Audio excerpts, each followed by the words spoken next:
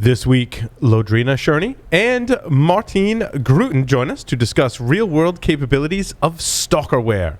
Then, Sachin Mahajan from InGuardians joins us to talk about Mavish. I swear you guys made all the stuff up in the teleprompter just to mess me up. In the security news, NPM hijacked again, hard-coding your keys, a new Pano Day, more Nmap in your Python or Python in your Nmap, put your Docker APIs to rest, BusyBox will own your box, Microsoft says it's a feature, not a vulnerability, SBDCs, tipsy Linux kernel vulnerabilities, patches that don't fix everything, truckloads of GPUs, and are you high? All that and more on this episode of Paul's Security Weekly. This is Security Weekly, for security professionals, by security professionals. Broadcasting live from G-Unit Studios in Rhode Island, it's the show where exploits run wild, packets aren't the only things getting sniffed, and the cocktails flow steady. It's Paul's Security Weekly. Keeping up with security issues across thousands of web assets without the right approach to web application security is a daunting task. Get ahead with web vulnerability scanning automation from NetSparker, a leader in dynamic and interactive application security testing known for its ease of use and accurate results. Detect a wide range of vulnerabilities in all legacy and modern web applications, address security bugs at scale by automating the confirmation process, automatically prioritize vulnerabilities, and assign actionable tickets to the right developers in their native workflows for rapid remediation. For more information on how to scale application security with ease, visit securityweekly.com/NetSparker. And welcome to the show. But first, let me introduce you to a man who actually got both of our first guest name close to correct. Like, on the first shot? Like, whoa! He's been practicing. Mr. Paul Asadorian. Welcome, everyone, to Paul's Security Weekly. It's episode number 718, recorded on November 10th, 2021, right here in G-Unit Studios in Rhode Island. To my left, Mr. Larry Pesci is here with us. Hey. I can pronounce your name. I should hope so. It's been 16 It only years. takes me 718 times to learn how to. I do apologize. I stink at pronouncing things. But you've learned over the years ask first and practice. Then they don't screw it up as bad. Yeah, exactly. And you know that's some of the key. Like you could just totally screw it up, but A for effort. Exactly. Maybe a C+. Mr. Josh Morpett is here with us. Josh, welcome. Speaking of C+, pleasure to be here again, especially at this early time. It's fascinating. Yeah, it's throwing me through a loop, man. We're going early tonight because of InfoSec World. So I would like to welcome our InfoSec World viewers that transitioned over to our show. That's awesome. Hopefully you enjoy it. Mr. Tyler Robinson is here with us. Tyler, welcome. Yeah, you guys can't play with time during daylight savings time changes while switching days of the show. Like this is hard. It is. It's keeping you on your toes. Can't mess with time. Who else do we have? It's just Tyler and Josh so far? Oh, okay. Let's see. Announcements. See, I'm all out of sorts because we started so early. Security Weekly Unlocked to be held in person this December 5th through the 7th at the Hilton Lake Buena Vista. Keynotes from Alyssa Miller, John Strand, Leslie Carhart, Dave Kennedy, excuse me, and more. Security Weekly Unlocked. securityweekly.com/unlocked to register and check out our rock star lineup. Joining us for this segment, Lodrina and Martijn. No, I keep Martijn. I'll get it right eventually. I got a thumbs up from Martijn. Lodrina and Martijn, welcome to Paul's Security Weekly. Good evening. How are you guys? We're doing great. It's nice to have you both on the show. Let's see. Let's first talk about give me your titles and a little bit of your background, Lodrina and Martijn. Sure, I'll jump in first. So, by the way, I'm just up in Boston, guys. So next time I'll have to come down and join you for a show. Yes. But I do a whole bunch of things up here in Boston. My most current, or I guess newest thing that I'm doing is I'm a fellow over at Aspen's Aspen Tech Policy Hub. which is the latest thing I've picked up. It's a really, really awesome tech policy incubator for folks who just want to have a bigger impact in policy. But outside of that, I do a whole bunch of things at Cyberies, and I'm on our internal security team. And on top of that, I get to teach forensics for SANS and do a whole bunch of volunteer work around tech abuse, which we can talk about later. Sweet. Pass it over to Martijn. Hi, I'm Martijn. I'm based in Greece, so the other end of the world. We do time zones differently here, so it's late here, but that's okay. I'm doing a bunch of things. I'm head of threat intel research at Silent Push, a small but growing startup. I'm a security consultant as well. I mostly work with vulnerable groups and people. I'm a coordinator at the Coalition Against Stalkerware. That's the thing that we're going to talk about today. Fantastic. So what is Stalkerware?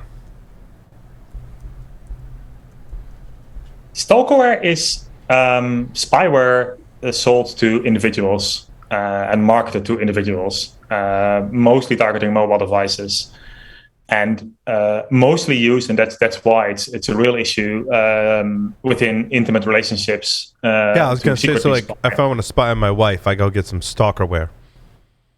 Yeah. That's except you shouldn't do that. No, I don't. Yeah, I'm not saying I want to do that. I'm saying if I wanted to do that. So wait, let's back up a step. So Stalkerware is legal and useful in certain circumstances, to a certain extent. I mean, like, I remember in the old days, was it Spectre Ops or Spectre that employers used to use on their employees to see what they were doing and make sure they weren't exfiltrating data or things like that. Are we talking the same type of software, Martijn?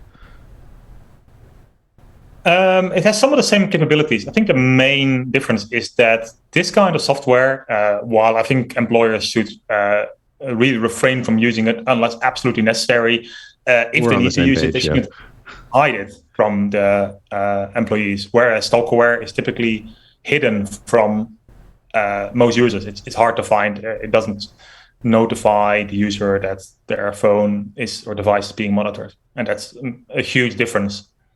Even though technically the capabilities are often fairly similar. Yes, if I remember correctly, Spectre Ops, and I mean, I'm going back to the 90s and early 2000s here, didn't tell you that it was installed. It actually hides itself from the process list in Windows and that kind of thing. So it actually is very similar to the Stalkerware you're talking about. That is stealthy, if you will. So, and I agree with you, by the way. I don't think employers should do that to a certain extent on the machines.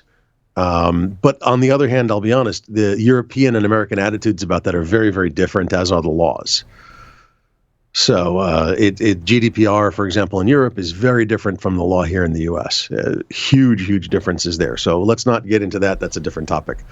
But we're talking about similar types of capabilities. It's stealthy. It hides itself from the process list on the mobile device or the computer. It takes screenshots. It records browser history. You can even call home with key logging stuff. Effectively, think of almost a rootkit. Am I correct? Yeah, you are correct. It doesn't have rootkit capabilities. It just spies on users. Quite typically, because it targets mobile devices, it targets apps like WhatsApp, Instagram, Facebook Messenger, because that's the thing that people are using mostly. Yeah, okay, and, so and these there's are one go other ahead. key thing here, which is, we're talking about consumer grade stuff. As much as in this sector, we love all of our 0 days and talking about, what could be and who's doing what on the fringes and on the bleeding edge of tech. Like, this is all consumer grade stuff we're talking about. So another important thing. Yeah, and Lodrina, where do we stand on policy and regulation? Because I kind of feel like, as much as I know about the telephone system and the laws that govern that I just can't record anyone's phone call or tap anyone's phone, even if it's from individual to individual. Yet I can go get some Stalkerware and put that on someone's phone without permission. Is that some of the things that you're kind of looking at? Yeah, this is some of the things that I've been thinking about, really in depth lately. And I'm going to give you the little legal rundown with the disclaimer that I am not a lawyer. So, stalking, cyber stalking is a federal crime in the United States. It is something that you'll find under, if you look up the Violence Against Women Act, it's something that where stalking has gotten expanded over the years, so that there's a very narrow definition that you look up where you no longer have to be stalking and harassing somebody over state lines or doing it physically. You can be doing it through the internet, and that is a federal crime. So there's a whole bunch of stuff there, but it's also really interesting to me that if you look up how many people have been successfully prosecuted under that statute in the last 10 years or so, we're talking like low double digits, which blows my mind because there's so many people out there in InfoSec who go, when Martijn and I started talking about this topic at conferences, they go, I have a coworker who's experiencing this, or I have a friend who's going through this. And the amount that we kind of hear in this whisper network, what's going on with friends and colleagues, is so high compared to, people who are being prosecuted with this as a crime. So how do you define cyber stalking then versus leveraging things that people put out on the public internet, right? Like there's a difference between what you post and what's available to the general public and actually doing cyber stalking. So how do you kind of differentiate those two definitions so that there's a clear delineation between those two? I knew Tyler was going to ask that question. Tyler, are you asking about the difference between OSINT and cyber stalking? Yes. Did I get that right? Yes. Basically, like what people choose to put out there and what they expose their privacy levels to and their risk appetite to that, does that change the definition of your ability to be stalked and how that falls underneath the law? This is where I get to repeat the I am not a lawyer part. But there's a certain threshold of how many times is somebody feeling like they have a credible fear for their life, right?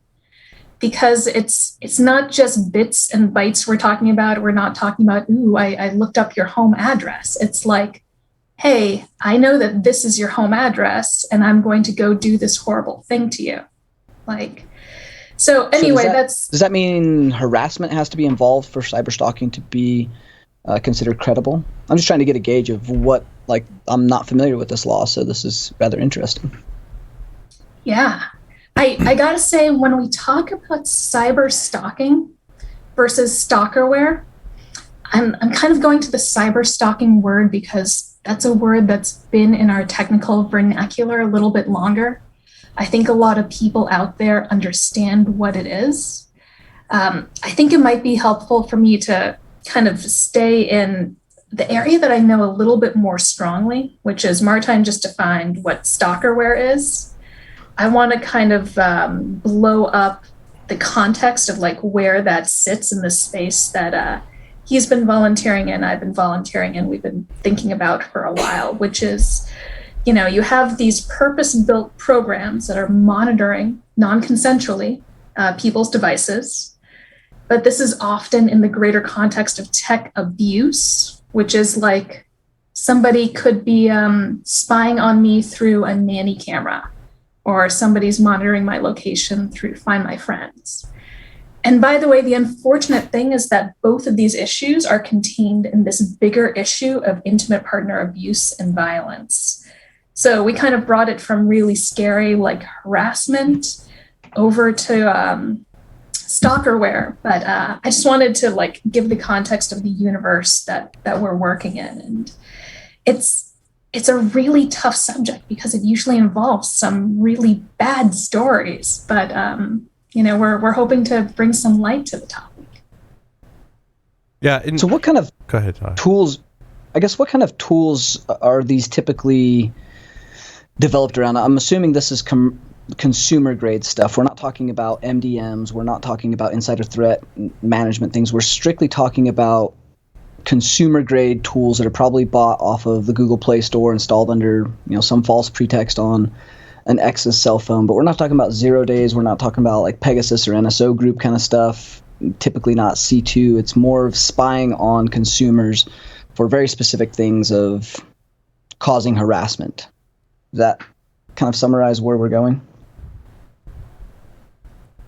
Yeah, it does. I would say, yeah, it does. One important point to make, this is not typically found on Google Play or on the Apple App Store. There's been a few instances where Stalker was uploaded there and was removed quickly because it goes against their both Google and Apple's terms and conditions, which means that if Stalkerware is installed, it almost always happens through physical access to a device. How do we separate when we talked about harassment from cyber stalking, right? I would think in my mind cyber stalking is intercepting communications. But harassment can take different forms. When you talked about friends like that had undergone any in either scenario, right? I definitely know people who have been harassed, and it's really hard to actually get law enforcement to prosecute that. But there's definitely a distinction, right, between harassment and between cyber stalking, right? Yeah, I can talk about a case I worked when I was doing some forensic consulting, because this case has been written up before. Commonly we're looking at these apps that are installed secretly on somebody's cell phone, and Martijn said, because the abuser had access to that device. Well, the first case I worked in the space was a little bit older, so it involved desktop monitoring. And there was a couple going through a divorce. The wife in the divorce was so confused at how her soon-to-be ex-husband knew everywhere that she was. Like, he had moved out of the house long ago, and she was like, how does he know I just met with my lawyer or dropped the kids off over here? Turns out he was reading her email because he had installed this desktop spyware tool and keystroke logger on her computer when they were living together. Okay. So this is an example of the type of thing that these people surviving tech abuse are experiencing. They're like, wow, this person isn't looking over my shoulder. They know all these places I've been. They know what I've been up to. I haven't talked to them about any of this. And the thing is that it's so disconcerting because sometimes friends, family don't take these people seriously. They think they're the folks seeing black helicopters circling up above. But in this case, this woman really did have a legitimate reason to be scared because she was being spied on.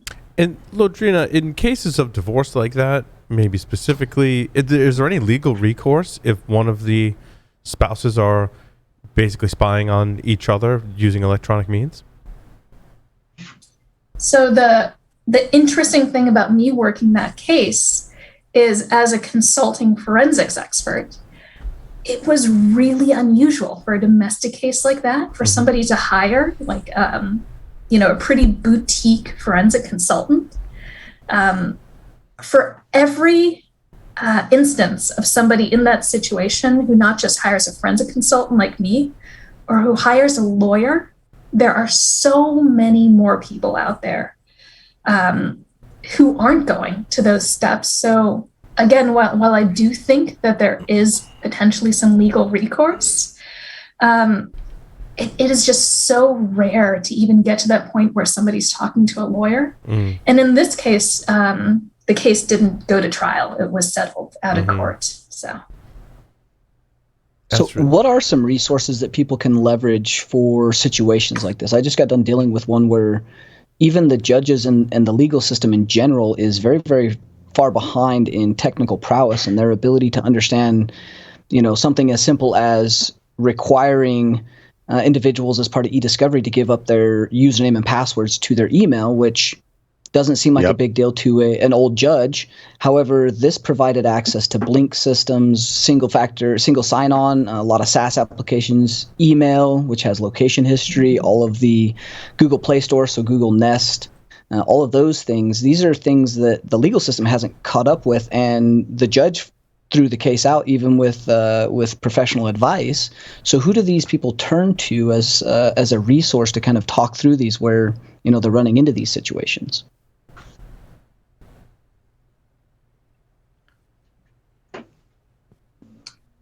I'm looking at Martijn, whose volunteer work with CETA, I think is a great example of. Yeah, Martijn, go ahead. We haven't heard from you in a few minutes. I'm trying to balance the air. Okay. CETA is the Clinic to End Tech Abuse, which is part of Cornell University, which is a group of volunteers helping people in the New York City area who deal with tech abuse in general, technology, the abuse of technology within relationships and or between former partners quite often. And there are initiatives in other parts of the country or other parts of the world as well, where people can get help. The best thing that people can do is look for a local support center, like a women's shelter, because mostly not all, but the majority of survivors are women. So that could be a first place. Not all of them are well equipped to deal with this, but there's definitely in recent years the understanding among the people working directly with abuse survivors of all kinds of tech abuse, including but definitely not limited to stalkerware, has increased enormously. And if they don't know how to help them directly, they quite often know where to get that help.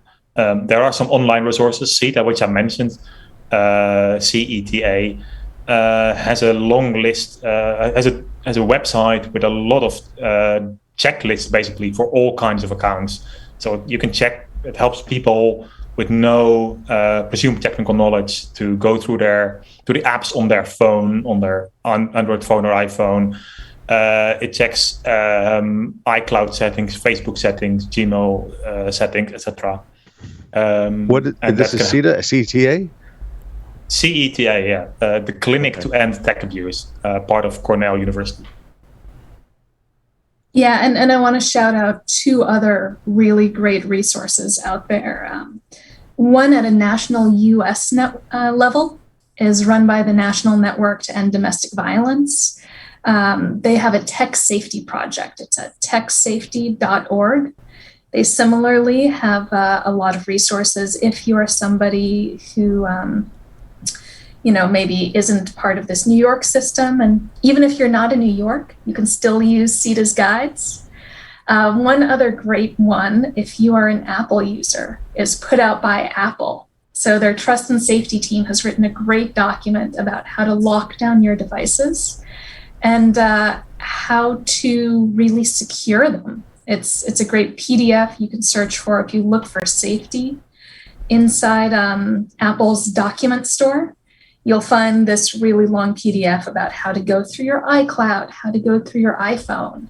And just at a techie level, those are some of the first three places I would go to. CETA, National Network to End Domestic Violence's Tech Safety Project, and Apple's Safety Guide as well. And sometimes it's Apple's iMessage that gets people in trouble or presents an opportunity to someone who wants to spy, because you just need to have a device that's logged in as that person, and you get every single iMessage going to that person, which has happened accidentally. That is usually what's going on. Yeah, it's as simple as that. My kids can do it. My kids are like responding to my wife's text messages on the phone, so we had to put the kibosh on whose account was on what device, right? And sometimes I can see that with spouses, right, that are going through divorce. You find a device that just happens to be logging in, you log in, with that device. And that's, to me, that's super shady, because it doesn't require like nefarious software or stalkerware. It's just a natural, you're living off the land, basically. Yeah, very much so. And I think it's very good to keep in mind, especially for the listeners to this podcast who are probably security technologists and who may be approached by people saying, "Hey, I think I have Stalkerware on my device," because it's been in the news quite a bit in the past year. My experience is the majority of people who suspect they have Stalkerware, they're being spied on through different and often far more mundane means, like a shared iCloud password or a Google password. You can do a lot with just a shared password, or even an account that has access to, a device that also has access to the same account, Google even without Voice having or whatever. Yeah.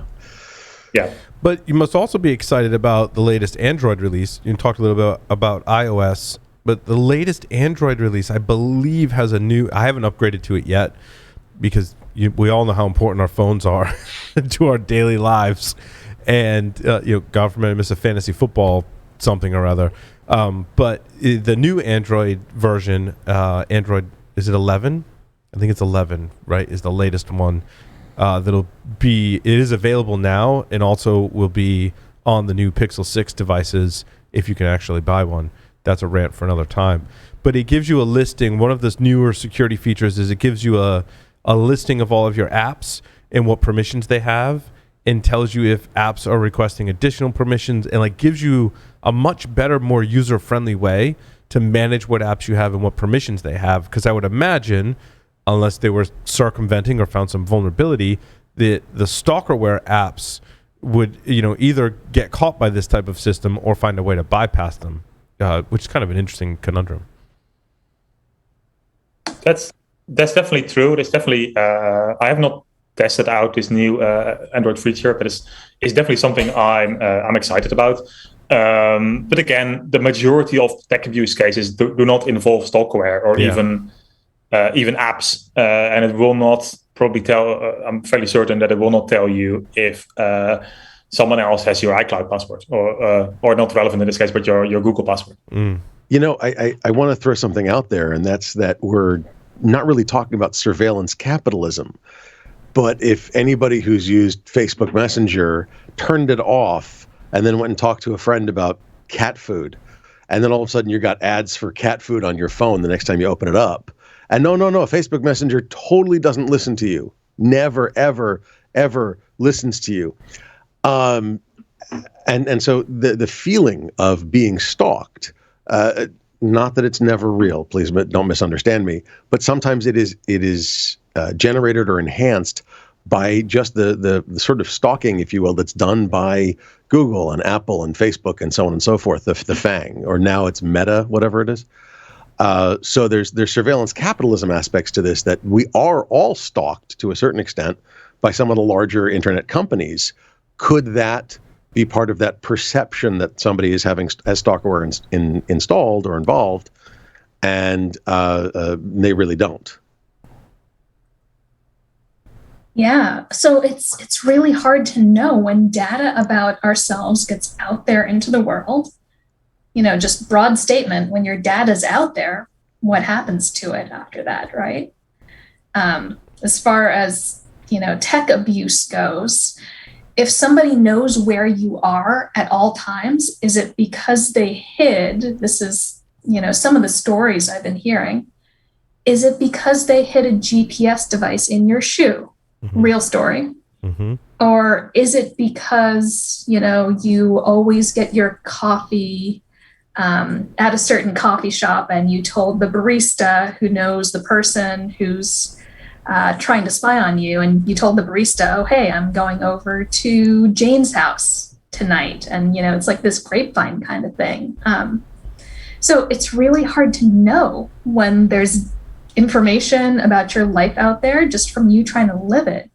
What happens next? And it's definitely disconcerting. I think movies and TV and the news hype this up a ton. But the result is all the same, right? Is that whether it's Alexa or Facebook Messenger listening to you, we get frightened and scared, and that has real consequences. Or, Lodrina, we just ignore it because it's in a movie or TV show. My wife and I are watching this Netflix show called You, about the serial killer, and he stalks people online, right? But also breaks in their apartments and goes through all their stuff, which is super creepy and weird. But we're like, oh, that's that's just a TV show. That wouldn't happen to anyone. I think it's the same thing when we see, Mr. Robot and other shows, and they're using tech to spy on us. We don't think it's going to happen to us, because like bad things would never happen to me, and it can almost work in the opposite way, right? So I think we do need these initiatives and efforts to educate people that these kind of loopholes exist, whether it's software on purpose or just the nature of technology, that people can essentially spy on you. Yeah, and I definitely appreciate, being able to spread the message here. This conversation we're having right now came out of a conversation with Jeff Mann over at ThoughtCon when I was talking about Stalkerware. So, getting the word out about what's the reality of this issue, and how much paranoia should I have? What are some real things I can do to really empower myself to understand the security of, my phone or my computer? Now, is there good resources out there that you guys... Sorry, go ahead. No, I was just wondering if you guys have good guides and resources out there for just the general population. People get a new iPhone, they, automatically install all their updates. Maybe they do some updates, maybe they just install apps. But there's not a ton around privacy and protecting yourself, and even guides for looking for things like stalkerware. So do you guys have resources around the guides to kind of look for that? I mean, Amnesty International just released a great new tool, their MVT tool for looking for or doing mobile analysis on iOS and Android. But that's very, very specific to things like NSO groups, where you're getting a sticks file that has very specific IOCs, versus doing privacy checkups around a phone and what apps are on there and what apps could potentially be spying on you. So do you guys have any thoughts and or resources to kind of help the general public cover some of that? Yeah, I got to give a shout out to Consumer Reports. Has a really great personal safety guide. So, earlier we listed a few resources for if you want the technical checklist of what are the permissions on your phone, what are some things to consider in your tech world. And those were the CETA Tech Safety Net Project and the Apple Guide. But Consumer Reports has a great everyday, I'm concerned about my personal information, or I'm concerned about keeping my accounts safe kind of guide. Martijn, I'm sure you've got some others. I think the Consumer Reports guide is really good. Lodrina also mentioned previously the Apple guide for on Apple has a long PDF specifically targeted at people in abusive relationships, if I'm not mistaken, with a lot of helpful advice on things to check. I think that's an important thing to check as well in this context. And for the general public, that should probably be okay. If you have a reason to suspect that someone like an ex-partner is spying on your device or your account, then I would say use the guides of CETA, of NNEDV Safety Net Project, and there was third one that Lodrina mentioned that I've forgotten now. But yeah, use these guides to really get help with your devices. I was just going to segue off what you're saying about making sure people have the right information and guides on how to keep their technology and phones private. I think there's been 3 individuals in my family who have handed me their phones and said, Paul, help me for whatever reason. And backups were not configured correctly, nor were the phones up to date. So clearly, I think we also have a lot of work to do, right? Because I think those are 2 also fundamental things that people need to know about. And if they're not, almost similar to cybersecurity, if they're not getting some of those fundamentals correctly, they're likely not even asking the questions like, is my phone safe? Is it private? Or is someone spying on me? So I applaud this kind of level of evangelism. And I think it does kind of fall on many of us, or all of us that work in cybersecurity, to make sure that our friends and family, that we kind of reach our audiences, that it's not just enough that your phone's secure, because privacy and spying prevention or kind of almost a separate thing?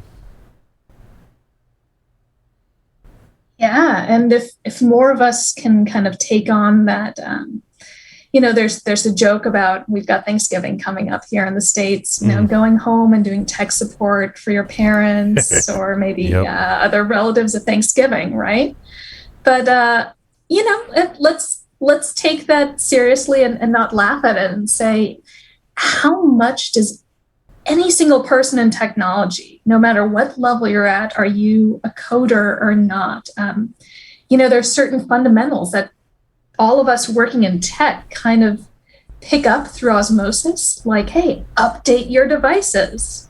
And this is the thing that I share with my husband every time an update comes out for his phone, because, we split duties in our house. One of the things that I'm in charge of is updating devices. So I go, you're, by the way, you're going to get a pop-up that says update your phone in the next day or two. You need to install that update as soon as that's available to you, right? Like, what if we just did that with all of our friends and family? How much of a better, more secure world would we live in? Wait. You want me to be responsible for the updates on all of my family and friends' devices? It's bad enough when my dad calls for tech support. Come on. Yeah, but this is the thing you do, and I talk about this with my wife all the time when she is like the trash didn't get taken out or like we ran out of bread and stuff. And I fall back on, but like all our devices are up to date and the internet works really well because that's like my thing. That's my thing. I'm responsible for this. I make sure the tech is working. Anything else is like, I try. But like the thing I do really well is make sure our tech is up to date.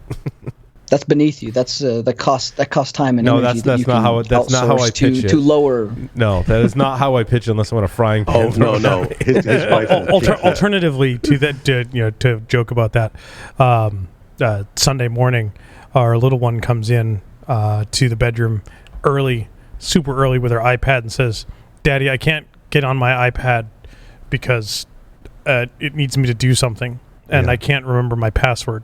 Technical support opens at 9 a.m. Yeah, pretty much. And I was dead asleep. And of course, what had happened was her iPad had automatically updated in the middle of the night, rebooted, and it was asking her to set up 2FA. But she kept typing in the password for my Apple account incorrectly and locked my Apple account. That's awesome. Oh, she's an awesome hacker, though. Yep. That's great. Denial of service. She DOSed you. Yep, she did. So I had to reset on every single one of my Apple devices. I had to go into settings and. Yep. What do we do about kids? Crapple. Can we spy? Wait, can we spy on our kids?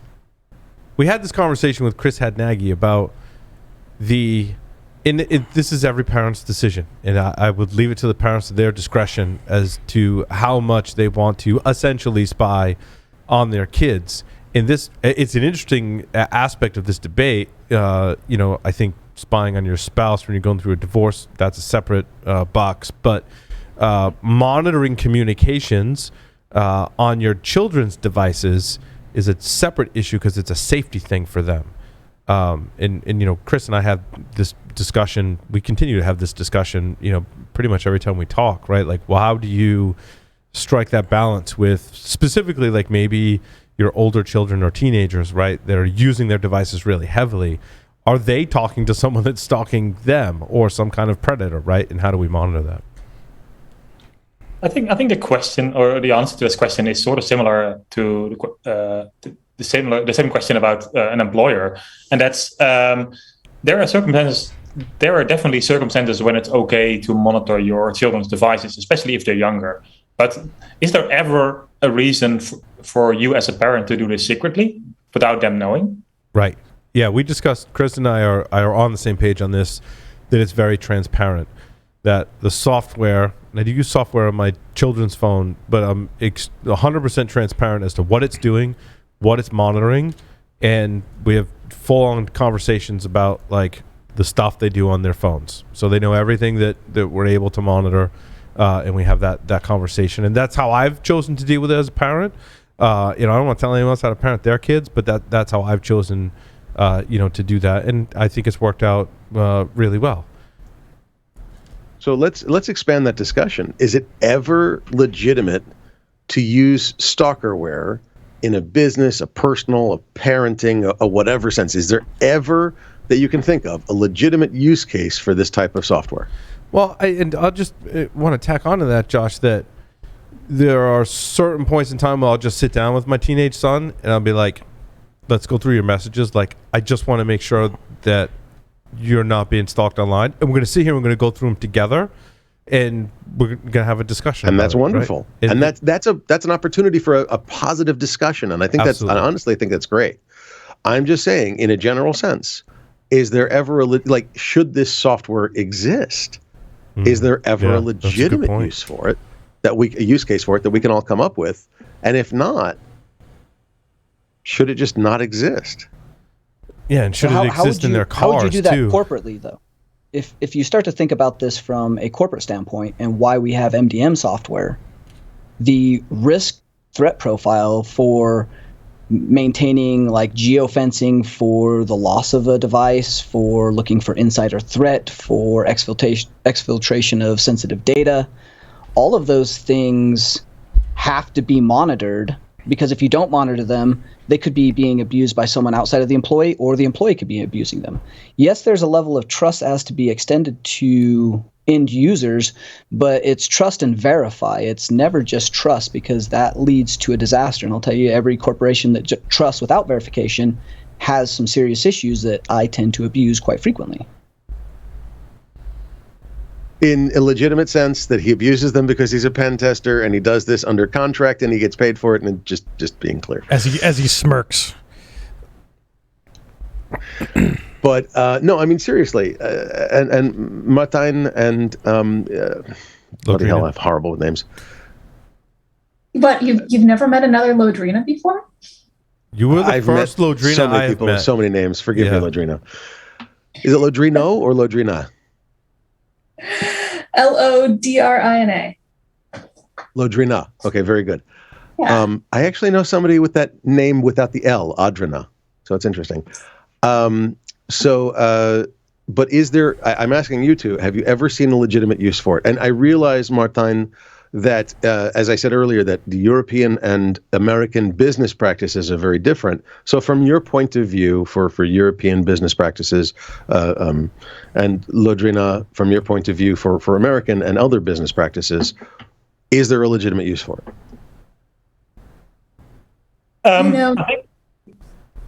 Martijn, go ahead. Yeah, okay. So I think if we think hard enough, we can find edge cases in which using Stalkerware as software is okay. I'm not sure if that's particularly interesting, because for me, the most important point is that Stalkerware is causing active harm to people. And I think our awareness of how it works, what it does, and how it's part of a much wider problem of tech abuse, I think that's the thing that we as a security and technology community need to focus on. And I'm not even saying we should ban the Stalkerware as software, like ban the sale, because that's complicated. You're going to talk about banning code. I just think that this software is bad. People shouldn't use it, and we shouldn't find excuses for them to use it. No, I'm not saying to use excuses. Please, don't misunderstand me. My point is that if it is legitimate software for some use case, then the vendors of such software are going to put it in the Play Store. They're going to put it in the App Store. They're going to put it in the retail location of choice, so that unfortunately at that point it can then be abused. Because if I can get to it easily, I mean, you did mention it's consumer grade stuff. If consumers can get to it easily and buy it easily, then they're gonna. All right. So my point is, if it's not legitimate for any use case that we can come up with, then it should not be able to be purchased in a legitimate App Store, retail location type of environment. I wasn't saying ban it. I was simply stating that it perhaps would be easier to say, don't sell it in the App Store, don't sell it in the, you'd have to figure out how to sideload it. You'd have to figure out how to rootkit it, jailbreak it, to actually use that stuff. Does that make sense? It does make sense, and that's exactly what happens. You need to sideload Stalkerware. You cannot install Stalkerware through the App Store because it's not there, because it's against the terms and conditions of both Google and Apple. Okay. So my question is then irrelevant. If it's against the TOS for Google and Apple, then it's already not in the app stores. Okay, never mind. I apologize. That took us down a rabbit hole. I'm going to build child tracking software? Oh, go ahead. Oh, yeah. Thank you, Tyler. I was going to build on that real quick. And again, the reason that I'm happy to bring Martijn along in this conversation is this really great finding that they made where I think there's a lot of use cases where you could say, oh, employee monitoring or monitoring of kids, just monitoring, period, whether it's Stalkerware or not. That's like a little bit more acceptable, right? There are definitely use cases for employee or kid monitoring. The thing that Martijn found is that there are corporations out there selling Stalkerware as like, this is to monitor your kids. And with completely like ridiculous facts about like, is this going to be on my credit card bill? How's this going to show up? And, are your kids reading your credit card bill? Like you kind of have to read between the lines and see what's really going on here. So anyway, just one of these really weird things where even though there might be some places where monitoring is more acceptable, there's just some really weird things going on with these companies that are selling software for surveillance, usually in these intimate partner violence situations. Yeah, I think that's different from the software that you use to manage, your kids' device. So I use Q Studio, which is Chris Hadnagy came on the show years ago now, and recommended that. And it doesn't really give. I mean, it tells you like if they browse to places, it puts some safeguards around like what content they can consume, mostly so they don't like accidentally, browse to things they shouldn't be browsing on the web. So put some safeguards around that, which I like. It also has a great feature from a security perspective because it'll go on their phones and on Windows systems that if they try and go to a website that's not recognized, it'll flag it. And I find that actually has a great security benefit to it because someone's got some phishing domain, like it doesn't recognize that domain. It actually saved our bacon a couple of times, which is nice. And then you can enforce things you would do with child monitoring, for monitoring your child's device don't really translate into Stalkerware, and that is to set time limits around the device usage, time limits on applications and things like that. So like you get 1 hour of TikTok a day and that's it. So they can't spend all day, because they will, on TikTok, which is nice. So I think the motivation for that software is slightly different. It's not so much for spying as it is to put safeguards around kids' devices. Yeah, and I gotta bring up, there's one other thing. If there are folks out there who are listening to us talk about like what are these edge cases and side loading stuff, and Martijn's a security researcher. I'm in the forensic space. There's one thing that I would really be remiss not to share with everybody out there, which is that this isn't a technology problem. Yes, we can talk about apps needing permissions, but when we talk about people who are like in these really vulnerable positions in their lives and society, the right answer isn't always going to be, oh, well, we can get that app and nuke it off the face of the planet. If there's just one thing that we could share with everybody out there that they remember, is that this is not a technology problem. And I see Martijn nodding. I know you got to pick up on this because Martijn's been doing so much volunteer work with people who are experiencing like just the really bad fear and like physical harm that can be coming to them in the world because of this stuff. Yeah, I don't think like the ban hammer is necessarily the right way to deal with any of these issues, because you can't really ban anything. Today with the internet and software, and you can't really ban anything.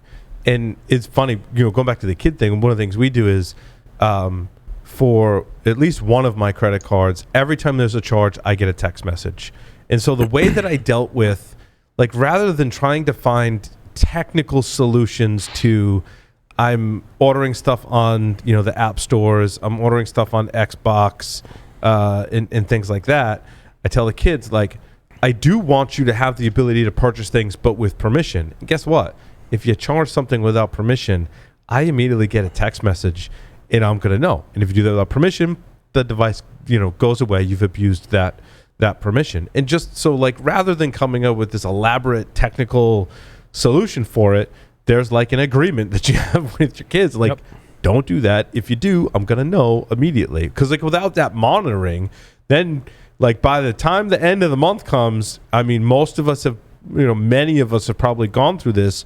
You get the hundreds or thousands of dollars of charges from, and this has been reported by many parents to me, with different platforms. By the time you get the bill, it's too late. And, it's way too late. I think the rate at which you can successfully recoup those charges is pretty low. And at least on the Apple side, that the App Store has a significant delay before they actually send you the invoice. Correct. With the intent of, oh, it's already been 3 days, it's too late. It's already been processed. Or, oh my God, it's been 3 days. How? Mm-hmm. Oh. So, just a point, Paul, if you ever see in your kid's browser history MC Catcher or text message redirector, you're probably in trouble. Yes. Very true. Very true. It's probably not his kid's browser. It's probably his wife's, though. Oh, no comment.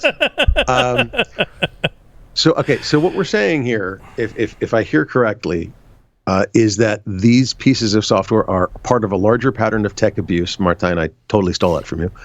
And that the usage of them is horrifyingly bad for people. Their mental stability, their mental health, it's horrifying.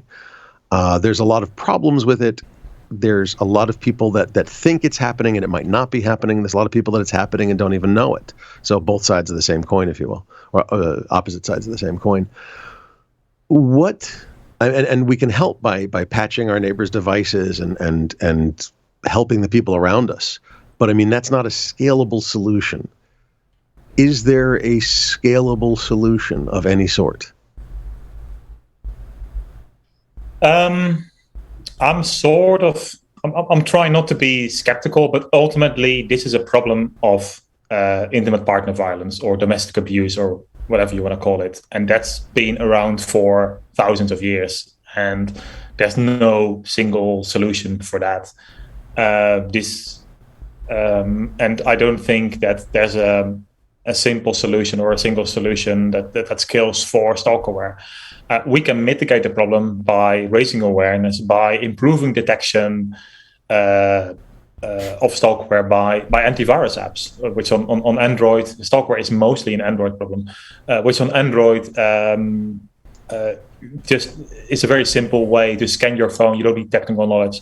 Scan your phone, and they report most Stalkerware apps these days. So that's something we can do so that people are aware that's happening on their device. We can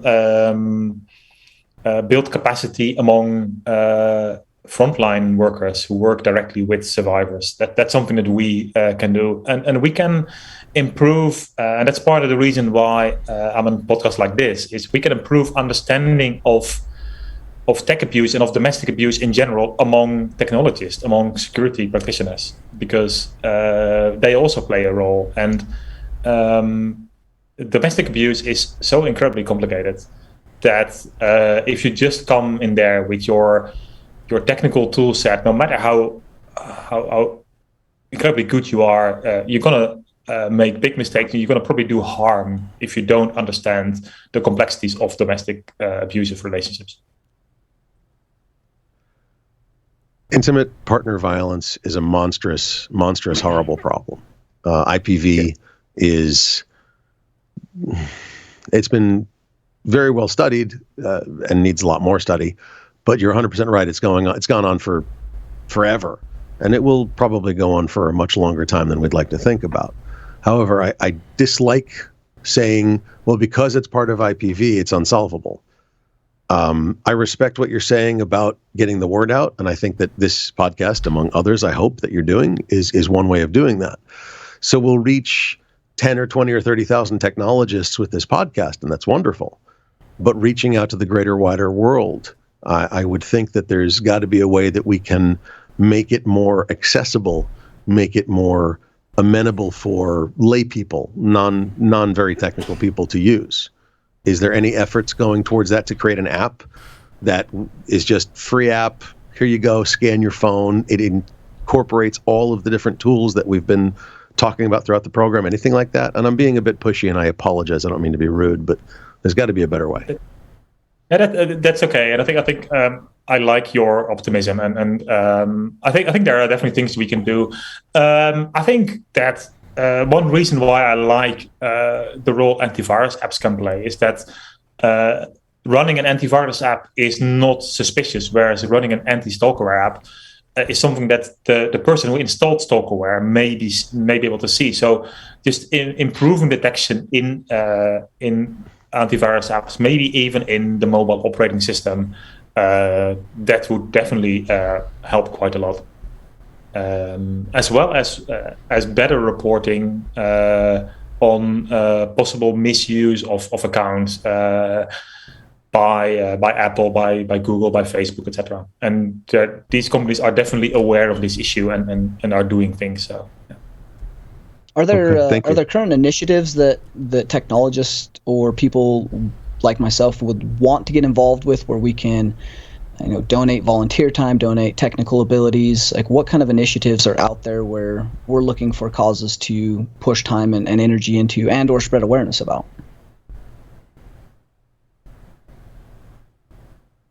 That's a good question. You're kind of calling me on the spot. Lodrina, do you know any initiatives that people can contribute to, other than reach out? If you want to really help, reach out to a local abuse shelter and say, hey, I'm a technologist, I have some time, I have good technical knowledge.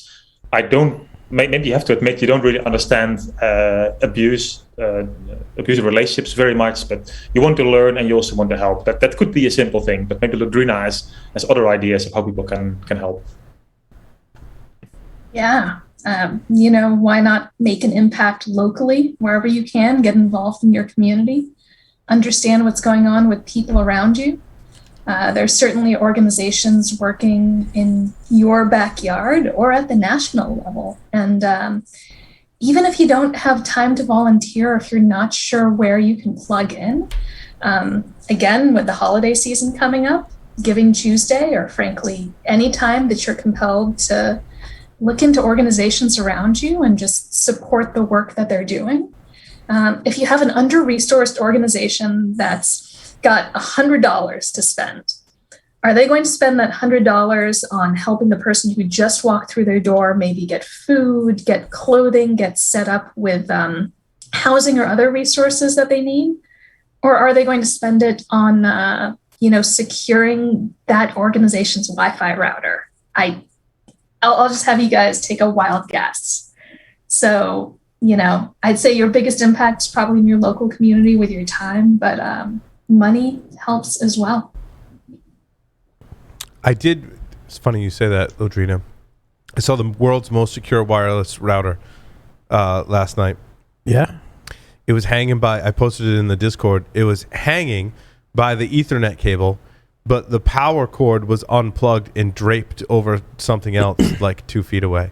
Yeah, totally. Most secure router. Yep. Although someone could probably just go plug it in and then, it'd be just as insecure as every other router. So, Lodrina, what I'm hearing is basically, and it's appropriate, is tech support. Adopt a local charity, adopt a local shelter, adopt a local, as a technologist, I can find a local shelter, find a local mission, something like that. I think I'm using the right terms. Yeah, funny you say that, Josh. I adopted the cigar lounge next door, and I helped them with all of their security and technology issues. That might not be the charitable endeavor we're talking about. Probably need to find something a little more charitable. I did adopt a business, but it just wasn't a charitable business. Right. I'll work on that. So I've actually helped this. We got to start somewhere. That's right. That's right. I'm sorry, Lodrina, go ahead, please. Oh, we all got to start somewhere. Adopt the cigar shop, adopt your local brewery, and then go look at the service organization next door. Oh, you heard that Larry was here, did you? Okay, fine. Yes. How many brewers have you adopted, Larry? None yet, because now I've just had that idea planted in my head. So I'm on the hunt for breweries for adoption. He's like, free beer for technology advice? My God, man, I can do this. Well, Lodrina and Martijn, thank you so much for appearing on Paul Security Weekly this evening, talking about this very important issue, and I hope we're able to spread the word in a very positive way. Thank you so much for having us. Thank you. Yeah, thanks again. Have a great evening. You too. And with that, we'll take a short break and come back with Sachin. Stick around.